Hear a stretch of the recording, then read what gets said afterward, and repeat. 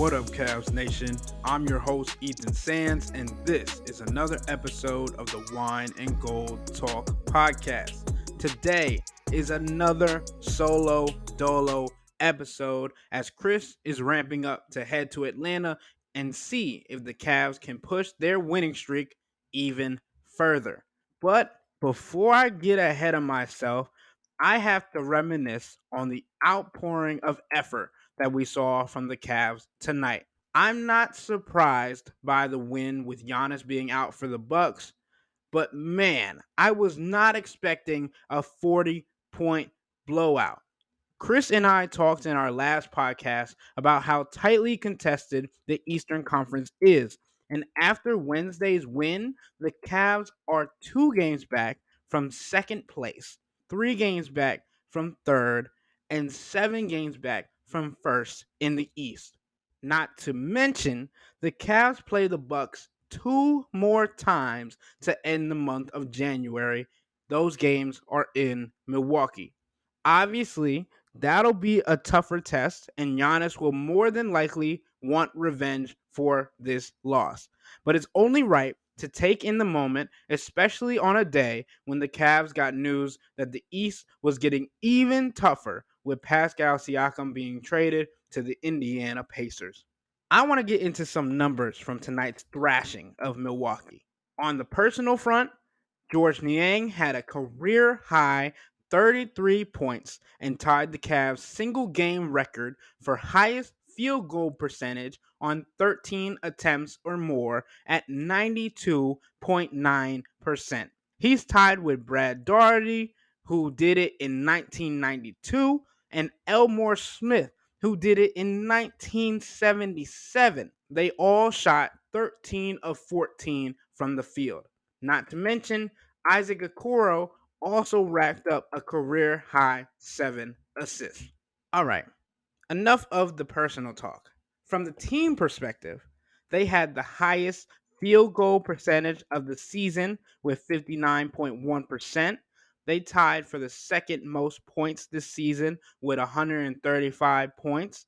They had the most assists of the season with 36. They had the most points in the paint this season with 74 and had their most fast break points with 33 since November 5th, 2016 against the 76ers. We had thought we'd seen the Cavs play a full game when they torched the Wizards by 39, and to have a better offensive night in nearly every category against the Bucks is a wild statement. And this Milwaukee team, even without Giannis, is nothing to snuff at. But the Cavs met all of their keys to make it a tough one. Dean Wade was able to hold Chris Middleton to 2 points on 1 of 10 shooting. He ended the game with a plus minus of negative 40, while Dean Wade ended the night with a plus minus of positive 40 to accompany his 5 points, 3 rebounds, and a steal. And I know we like to talk about how Dean Wade doesn't score as much as some of the fans would like him to, but his defensive prowess and being able to stop Chris Middleton was crucial in tonight's win. Speaking of defense, Isaac Okoro was tasked with slowing down Damian Lillard, especially with Giannis being out. That task got even harder. And to be completely honest, Dame looked rattled in Wednesday's game with Isaac guarding him. He totaled 17 points on a lackluster 7 for 20 shooting and only 1 of 5 from beyond the arc. Dame is also known for getting to the free throw line, but only reached the charity stripe for 3 attempts on the night. He hit 2 of those. You could see him talking to the refs about some no calls during timeouts and especially before halftime. Isaac not only did what he does on the defensive end, but he also contributed heavily on the offensive end as a facilitator, notching a career high 7 assists, as I mentioned before, along with 10 points, a steal, and a block. He had a plus minus of 37 when it was all said and done. This was not a measuring stick game by any means, as the Cavs are missing players and the Bucks are missing a huge piece in Giannis Antetokounmpo. But Chris and I have reiterated on multiple occasions the importance of taking advantage of winnable opportunities, especially in a heavily competitive Eastern Conference as of late. This means that a conference win is even more valuable, especially against a top tier team like the Bucks. It can go a long way. They are now 1-1 in the season series with two more games this month. Now, for the fans that have been complaining about Craig Porter Jr. not getting playing time, he saw minutes tonight in a backup role, mainly because Karis LeVert was playing with a sore wrist and seemed not fully comfortable handling the rock as the backup point guard. So Craig stepped back into his backup point guard role and played nearly 20 minutes, putting up 9 points, 2 rebounds, and 2 assists. I've gone around the block on players who played a major impact in the win, but I need to make sure I get to these two. First up, Donovan Mitchell. It's expected of him to be an offensive weapon on a nightly basis, and he showcased that with 31 points and has continuously grown in his facilitating with 7 assists as he stepped into that point guard role with Darius Garland being out, and he only had one turnover tonight. But the most glaring portion of Donovan's game as of late has been something you don't believe teams are scheming for as much with players like Dean Wade and Isaac Okoro on the defensive end. But Donovan's defense has been incredible. On the season, he's second to just Shai Gilgeous-Alexander in the steals per game category. And Donovan racked up 3 more against the Bucks that led to easy fast break points and led to the fun that was so highly talked about post game. There is a joy that these players are playing with. There was a moment where Thanasis Antetokounmpo blocked Donovan at the rim and had a little bit of celebration while being down by 30 or more points. But the Cavs got the ball back and quickly outletted it to Donovan, who promptly slammed it home and hung on the rim long enough to point back at Thanasis and give him a little wink, just like a reminder that you got to remember who I am and who you are. There's levels to this. And the bench obviously went insane. And that was only one of the many moments that happened that got the crowd and the bench riled up. A lot of those moments were created by the last person I'm going to talk about for this game. They showed a commercial during the game of George Niang allowing the fans to get to know him. Apparently, he scored 2,000 points in both high school and college, which is an extraordinary feat. But it seemed like George tapped into the fountain of youth in tonight's game, as he had a career high 33 points on 13 of 14 shooting and 5 of 6 from 3-point range. He had some massive celebrations and screams that had the Rocket rocking. But my favorite part was post game when he mentioned knowing that his one field goal miss of the night on a step back corner 3 was unlike him, and he locked back in. Not that the shot couldn't have gone in, but that the shot that he took was not something that he would take in a regular scenario. He missed one shot, and it snapped him back to reality, and he didn't miss for the remainder of the night. I do have to be the guy to point out that he also missed a free throw, so he only missed 2 shots the entire evening. But that's enough on this game, and I'm going to take a quick break. When I come back, I'm going to get into why this team has been able to sustain success with Evan Mobley and Darius Garland out. But before then, become a Cavs insider and interact with Chris and I by subscribing to Subtext. Let us know how long you think this winning streak will continue. Sign up for a 14-day free trial or visit cleveland.com/Cavs and click on the blue bar at the top of the page. If you don't like it, that's fine. All you have to do is text the word stop. It's easy, but we can tell you that the people who sign up stick around because this is the best way to get insider coverage on the Cavs from myself and Chris. This isn't just our podcast, it's your podcast. And the only way to have your voice heard is through subtext. We'll be right back.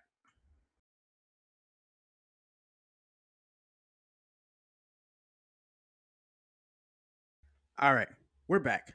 The Cavs are 11-3 since the news of their 2 starters being sidelined for a month or more was announced on December 15th, and many around the league had considered them a lost cause.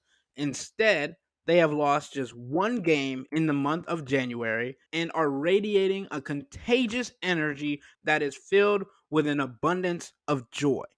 They are not only fun to watch, but to cover. And I don't ever take it for granted. And I don't think the Cavs take the group that they have for granted either.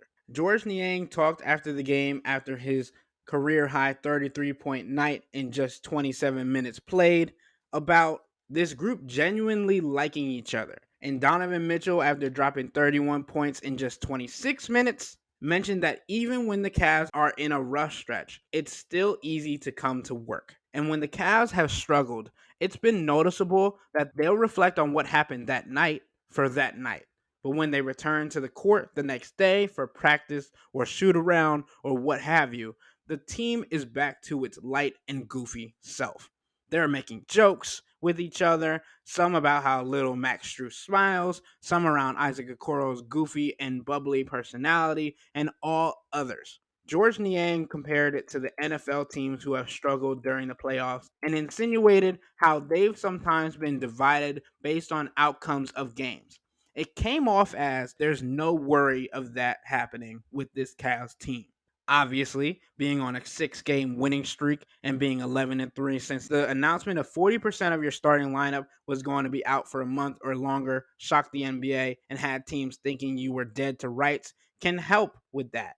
But as someone who's had the opportunity to be around this club with the good and the bad and the ugly, the bad days never seem to last, and the team never seems to get too high after a win.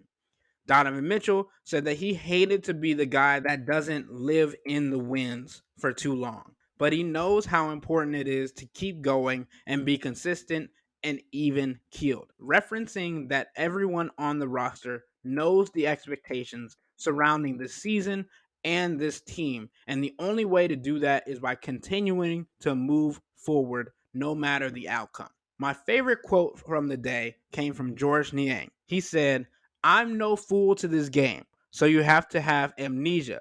Like, this moment is awesome. I'm super happy, but we have a huge stretch coming up. We have bigger things to look forward to. This team plays the Hawks, Magic, Bucks twice, Clippers, and the Pistons to round out the month. As quickly as their success has come, it can change. I think the floor for this team to end the month is 2-4, and I think the ceiling is 3-3.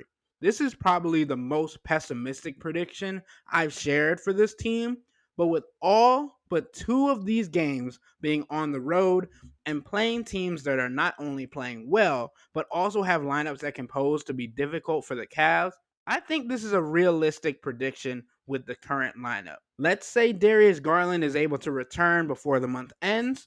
That could change some things. So we'll just have to wait and see. But if this team continues to have the joy and the ability to hold each other accountable, I don't think they should be counted out from any game. This team has grown so much since the beginning of the season. They've been able to change their offensive and defensive schemes based on the lineups that they had. And it feels like this group is only going in the right direction and doing it together, which is a huge thing in the NBA and a huge thing with team camaraderie. The adjustments that they've made, the adjustments that JB Bickerstaff has made to help this team get to where it is, has been notable. And I think that not only fans have taken notice to it, but I think upper management as well, because we all knew coming into this season what we were expecting from Donovan Mitchell, what we were expecting from the team, and what could possibly happen with JB Bickerstaff in the head coaching position if they didn't live up to expectations.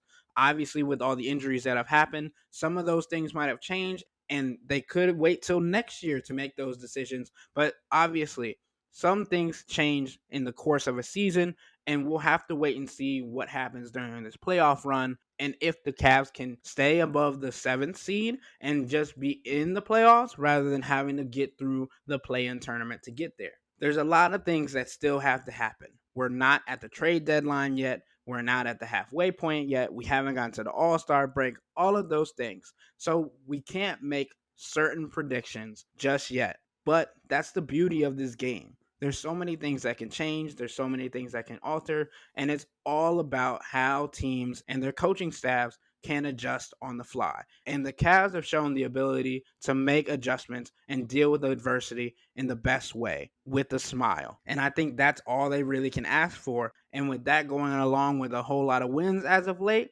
I think the Cavs are happy.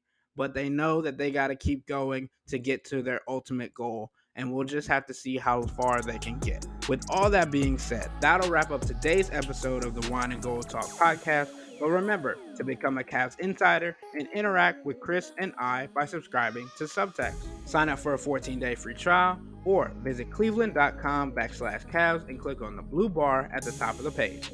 If you don't like it, that's fine. All you have to do is text the word STOP. It's easy, but we can tell you that the people who sign up stick around because this is the best way to get insider coverage on the Cavs from myself and Chris. This isn't just our podcast, it's your podcast. And the only way to have your voice heard is through Subtext. Y'all be safe. We out.